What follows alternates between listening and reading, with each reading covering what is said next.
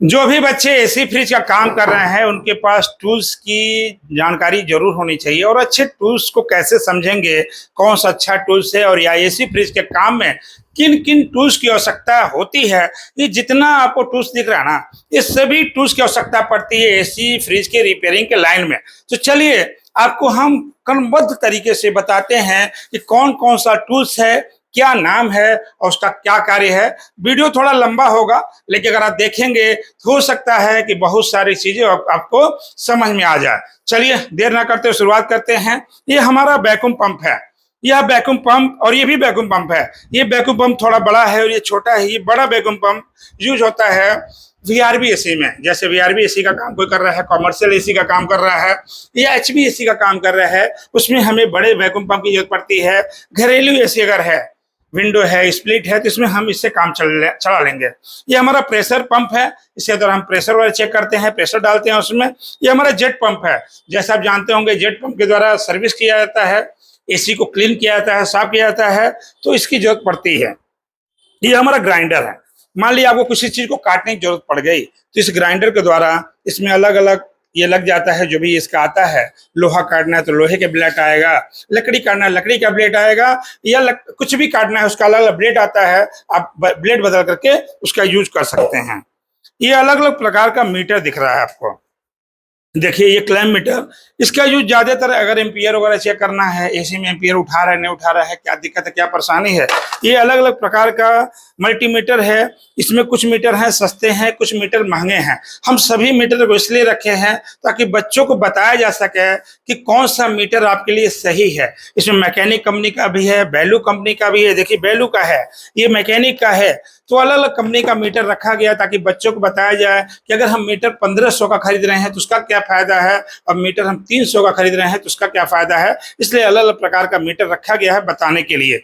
यह metre micron metre है। जैसे क्या होता है कि हम वीआरबी एसी में जब माइक्रोन चेक करते हैं, माइक्रोन चढ़ाते हैं, तो 500 माइक्रोन होना चाहिए। उस 500 माइक्रोन को चेक करना है तो उसके लिए मीटर है। ये थोड़ा महंगा मीटर है, ये मीटर सब लोग नहीं रखते हैं। ये वीआरबी एसी का जो भी काम करता है, जो भी मैकेनिक है वीआरबी का या एचबी एसी का, वो माइक्रोन गेज रखना पड़ता है। इसके द्वारा हम माइक्रोन चेक करते हैं कि कितना माइक्रोन है उसका। ठीक है, ये हमारा ड्रिल मशीन है। ड्रिल मशीन कई काम आता है। मान लीजिए हमें एसी इंस्टॉल कर रहे हैं, किसी लगाना है, उसके आउटडोर को फिटिंग करना है तो उसकी जरूरत पड़ता है, या कोई होल ही करना है तो इसकी जरूरत पड़ता है। ये हैमर भी इसमें और ड्रिलिंग भी है, दोनों काम करता है। ये हैवी है थोड़ा सा, और इसमें अलग अलग साइज का बीट आता है। देखिए एक बीट ये है ना, लगाना बहुत सिंपल होता है, करना कुछ नहीं है, ऐसे इसको फिट कर देना है। अलग अलग साइज का होता है, 8 नंबर भी आता है, 10 नंबर भी आता है, 12 नंबर भी आता है, 16 नंबर भी आता है। और निकालना सिंपल, ऐसे थोड़ा दबाएंगे, ऐसे उठाएंगे, ये निकल जाएगा। अब इधर आते हैं। इधर देख रहे हैं ढेर सारे गैस के बोतल दिख रहे हैं। एसी में कई प्रकार का गैस पड़ता है। आप सभी लोग जानते हैं कि आजकल जो इन्वर्टर एसी है उसमें R32 पड़ रहा है। इसके पहले जो मॉडल था नॉन इन्वर्टर, उसमें R22 पड़ रहा था। किसी किसी में R410 भी पड़ता है। तो अलग अलग प्रकार के गैस पड़ते हैं। जो जैसे जरूरत पड़ती है हम लोग लाते रहते हैं। अब बच्चों को प्रैक्टिकल कराते हैं। ये जो गैस है ये बूटेन गैस है। जैसे हमारे ब्रीजिंग करना है, किसी चीज को जोड़ना है, उसमें इसका उपयोग होता है। और बाकी ये गैस जो रेफरेंट है, अलग अलग रेफरेंट रखे हुए हैं। ठीक है, ये एक अलग टूल्स है, थोड़ा सा इसको ध्यान देंगे। ये टूल्स बहुत कम देखने को मिलेगा। इस टूल्स का यूज क्या है कि जैसे मान लीजिए कोई पाइप है, आपने पाइप को यहाँ से काटा, पाइप कट गया, तो पाइप कटने के बाद थोड़ा सा उसमें धार रह जाता है, या कोई सरफेस उसकी बराबर नहीं होती, यानी कि फ्लेयरिंग जब करते हैं तो फ्लेयर अच्छे से बन नहीं पाता है। तो हम इससे क्या करेंगे, इसको इसमें ऐसे लगा करके ना, इसको ऐसे थोड़ा रोटेट करेंगे तो ये सरफेस इसका बराबर हो जाएगा, क्लीन हो जाएगा। और जब फ्लेयर बनाएंगे तो फ्लेयर हमारा अच्छे से बन जाएगा। अब इधर आते हैं, ये देख रहे होंगे ये हमारा वेट मशीन है। इसके द्वारा हम वेट करते हैं। मान लिया हमें वीआरबी एसी में गैस डालना है तो कितना गैस होना चाहिए, कितना गैस रिफिल करना है, या किसी भी सामान का वेट करना है, तो उसके वेट के लिए हमने वेट मशीन लाए हैं। इस वेट मशीन के द्वारा उसको वेट किया जाता है ताकि कोई दिक्कत ना हो। ये हमारा फायर से संबंधित मशीन है। अगर मान लीजिए आग लग गया या कुछ धुआं हो रहा है तो उसको बचाने के लिए होता है। ये फायर से संबंधित है। ये अलग अलग साइज का बीट, ये वो है पाइप है।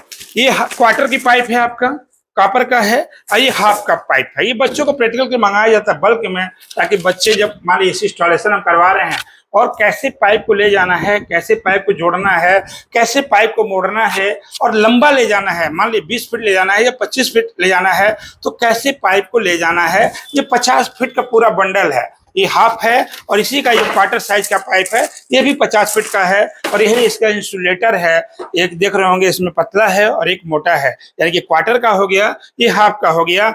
इसी के ऊपर ये चिपकाने के लिए टेप है कि जब दोनों पाइप एक साथ जाएगा, क्वार्टर का हाफ का और उसके साथ आपका ये वायर जाएगा, इन तीनों को मिलाकर के कैसे इंसुलेशन करना है, कैसे इसको ले जाना है, कैसे चिपकाना है, इन बातों को बच्चों को पूरी बारीकी तरीके से सिखाया जाता है। ये जो वायर दिख रहा है ये 4 कोर वायर है, जरा इधर लाइए, ये 4 कोर वायर है। जितने भी इन्वर्टर एसी हैं उसमें 4 कोर का वायर लगेगा और जो नॉन इन्वर्टर एसी होते हैं उसमें 3 कोर का वायर लगता है।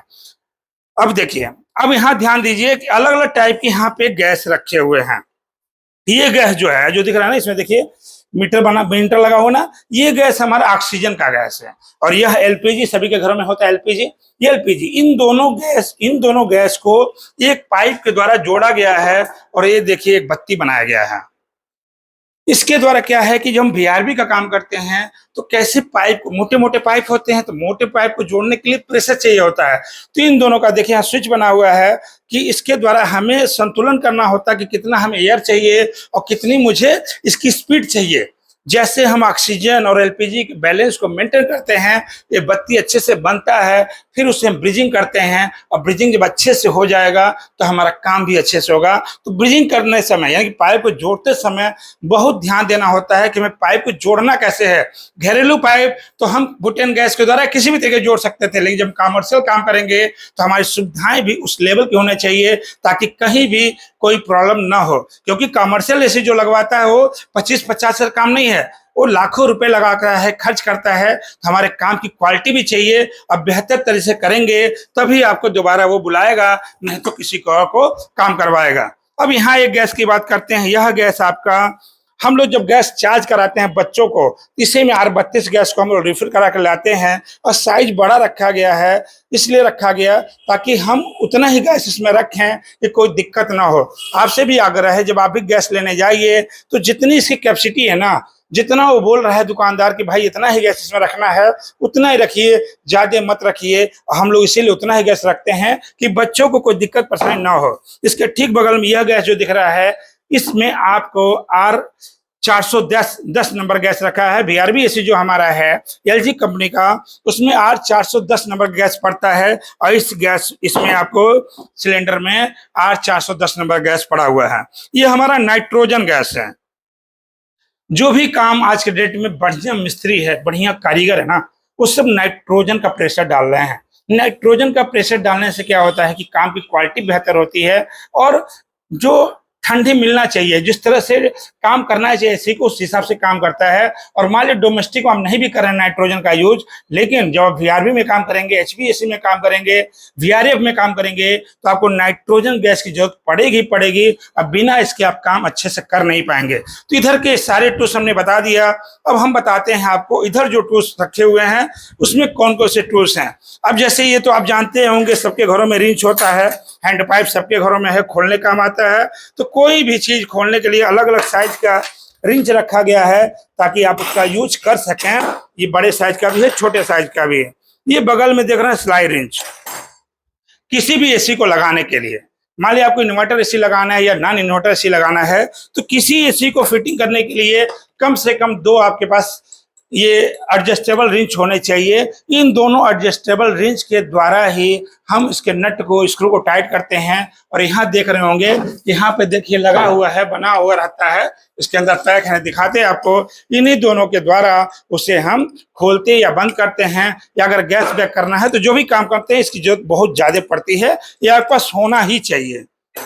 अब देखिए, ये आपका बुटेन गैस, इसमें लिखा है ना बुटेन गैस, जैसे एलपीजी गैस होता है वैसे ही बुटेन गैस भी है। अब इसमें क्या है कि ये आता है, देखिए कई साइज का आता है। ये देखिए सिंगल है, इसमें से सिंगल निकलेगा, और ये देखिए डबल है।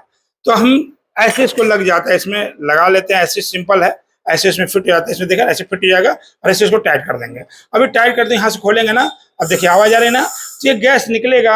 हमें कोई चीज बिल्डिंग करनी है या ब्रिजिंग करनी है, इसके द्वारा हम ब्रिजिंग करेंगे और आगे कुछ नुकसान न होने पाए, इसके लिए देखिए ये आपका फिल्टर लगा हुआ है, इसे लगा देंगे तो आगे हमारा गैस आगे नहीं जाएगा, हमारी जो आग है आगे नहीं जाएगा, कुछ नुकसान नहीं होगा। इसको भी बहुत ध्यान से बच्चों को बताया जाता है, क्या सावधानी रखना है, कैसे इसका उपयोग करना है, हर बच्चों को क्लियर तरीके से बताया जाता है। अब इधर देखिए ये आपका एलंकी है, एलंकी का भी जरूरत पड़ता है, गैस लॉक करना है इस समय जरूरत पड़ता है एलंकी का। 2 सेट यहाँ पे है और भी सेट हमारे पास है।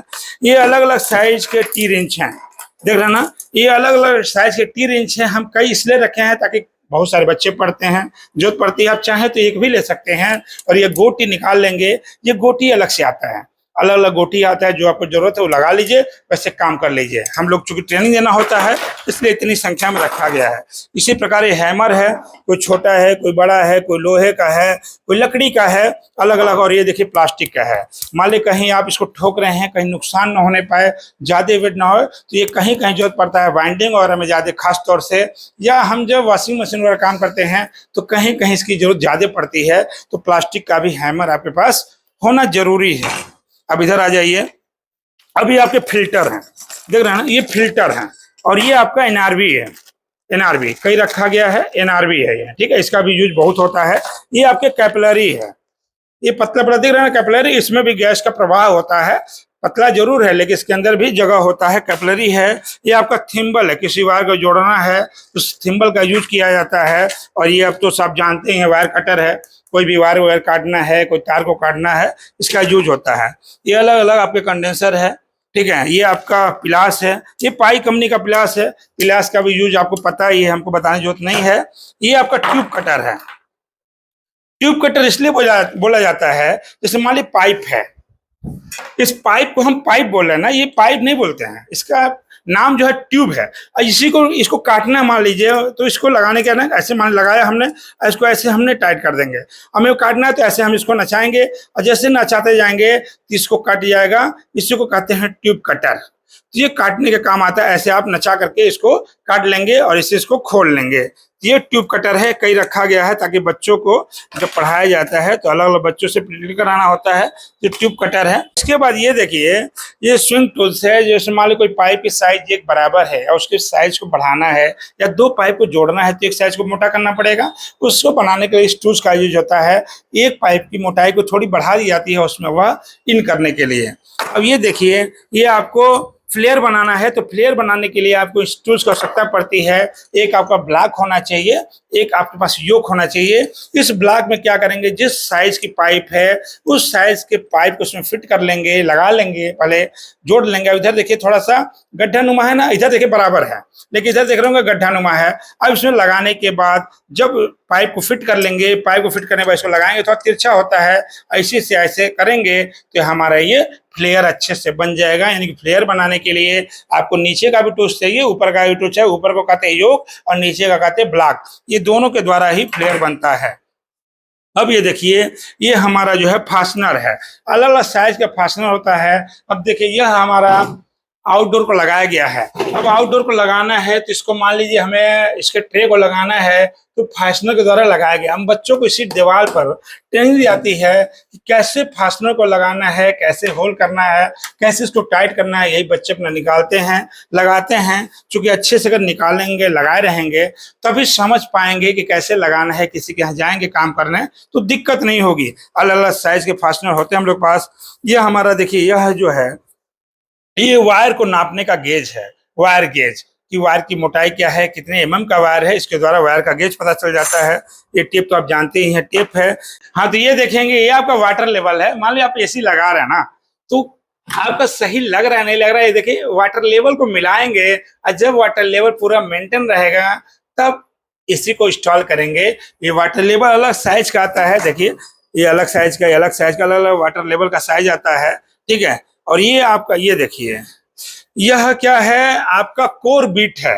आजकल मार्केट में बहुत ज्यादा चलन में है कोर बिट। कोर बिट का यूज कहाँ होता है कि मान लीजिए आप इंडोर से आउटडोर को जोड़ना है, बीच में दीवार है और दीवार को ड्रिल करना, होल करना है, तो पहले दीवार छीने तोड़े जाते थे, तो दीवार मोटा फूट जाता था या दिक्कत खराब लगता था।